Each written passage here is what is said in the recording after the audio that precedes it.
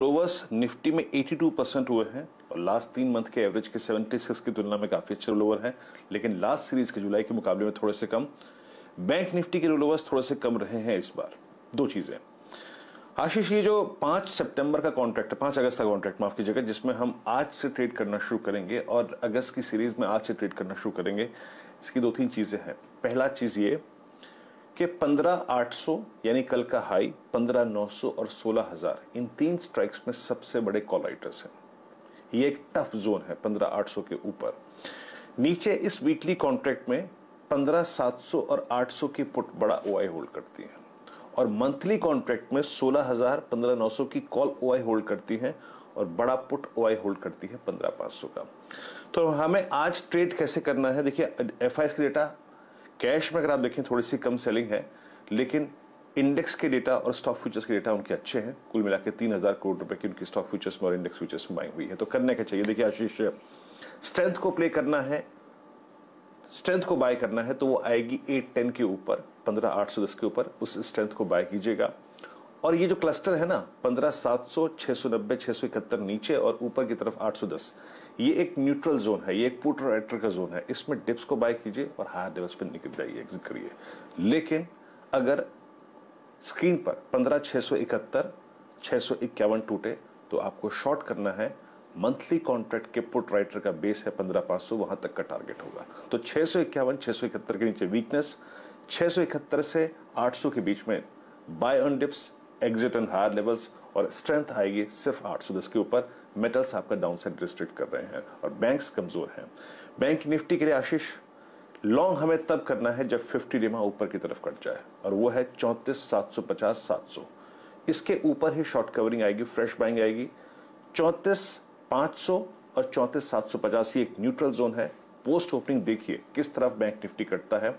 अगर 34,500, 34,540 वॉलेट होता है तो शॉर्ट का टारगेट बनेगा 34,000 और 34,200। वो है निफ्टी बैंक का 100 डे एक्सपोनेंशियल मूविंग एवरेज। इस बाजार का डाउन साइड रेस्ट्रिक्ट कर रहे हैं मेटल्स, लेकिन बैंक्स में आशीष वीकनेस है। आशीष इंटरेस्टिंग। तो buy on dips, exit on bounces, ये स्ट्रैटेजी उस रेंज को स्मार्टली प्ले अप करना और कन्विंसिंग तेजी 810 के ऊपर निफ्टी में आपको नजर आएगी। सारे लेवल स्क्रीन पर मैं बता देता हूं ट्रेडिंग बेट्स। कोटक सिक्योरिटीज कह रहे हैं बैंक ऑफ बड़ौदा खरीदना है 85 के टारगेट्स के लिए। मोतीलाल ओसवाल फाइनेंशियल सर्विसेज का फ्राइडे का टॉप कॉल बताइए क्या है। रैडिको खैतान खरीदना है 910 के टारगेट्स के लिए और वैसे स्टॉक में गजब की तेजी बन रही है।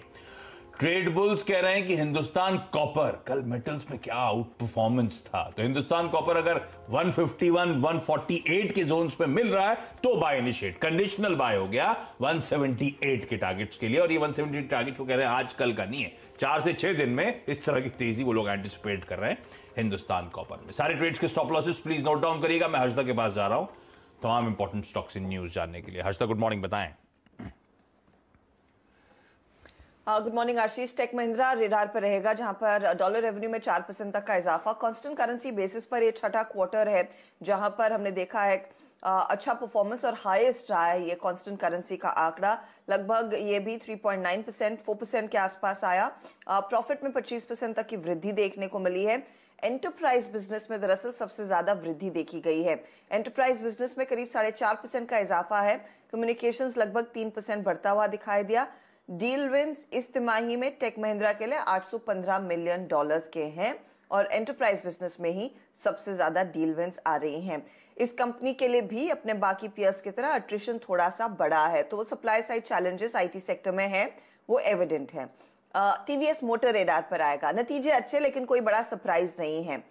रेवेन्यूज आए हैं करीब 3,934 करोड़ पर, अनुमान 3,959 करोड़ का था। इंप्रूवमेंट है साल दर साल, लो बेस के चलते रेवेन्यूज में इंप्रूवमेंट। इबिटा ग्रोथ अच्छी, मार्जिन हालांकि थोड़े से नर्म है। ऑपरेटिंग मार्जिन 7% पर आए, ये 7.5% के आसपास आने का अनुमान था और प्रॉफिट आया है 53 करोड़ का एज अगेंस्ट लॉस। तो नंबर्स अच्छे हैं टीवीएस मोटर की ओर से। कौन रेडार पर रहेगा, यहाँ पर भी एक मजबूत तिमाही रही है। कंपनी ने करीब 35% से ज्यादा की वॉल्यूम ग्रोथ ओवरऑल दिखाई है। डोमेस्टिक वॉल्यूम्स में अच्छा खासा इजाफा देखने को मिला है। ऑफ कोर्स अब यहाँ से आगे निजीकरण पर ध्यान होगा। रेवेन्यू में 52% का इजाफा, प्रॉफिट 313% बढ़ा है और EBITDA भी करीब करीब 170% बढ़ता हुआ दिखाई दिया है। एक्सपोर्ट बिजनेस में 29% की वॉल्यूम ग्रोथ, डोमेस्टिक बिजनेस में लगभग 68% प्लस की वॉल्यूम ग्रोथ देखने को मिली है। वो रेलवेज के साथ जो LLF वाला फैक्टर था, अभी भी क्लैरिटी अवेटेड है कि वहां पर फाइनली किस तरह की सुलह बनती हुई दिखाई दे रही है। दूसरी तरफ आप ध्यान दीजिएगा दीपक नाइट्रेट पर भी, जहां पर नतीजे अच्छे हैं। रेवेन्यू में 126% का इजाफा, प्रॉफिट में करीब करीब 200% तक की ग्रोथ देखने को मिली इस कंपनी की ओर से। और सेगमेंटल बेसिस पर आप देखेंगे तो बेसिक केमिकल्स में 62% तक की रेवेन्यू ग्रोथ, फिनोलिक्स में 200% तक की रेवेन्यू ग्रोथ और फाइन एंड स्पेशलिटी केमिकल्स में करीब करीब 48% तक की ग्रोथ देखने को मिली है। और जैसे आप मेंशन भी कर रहे थे कि अनलॉक थीम दरअसल रेडार पर रहेगी, तो इसमें आप रिटेल कंपनियां, वो QSR स्टॉक्स, मल्टीप्लेक्स स्टॉक्स सब रेडार पर रखिएगा। इनफैक्ट PVR पर एक डिटेल रिपोर्ट एक अखबार में आई है जहां पर इनका स्टाफ 100% वैक्सीनेटेड है और फुल फ्लेजेडली काम करने की तैयारी दरअसल कंपनी कर रही है, तो वो स्टॉक रेडार पर रहेगा। और हाँ, आज से 2 नए एडिशंस भी वायदे में रहेंगे। एस्ट्रल लिमिटेड, जो हम पहले एस्ट्रल पॉली कहते थे, और स्ट्राइड्स फार्मा का शेयर भी इनफैक्ट वायदे बाजार का एक हिस्सा है इस सीरीज से। हाँ।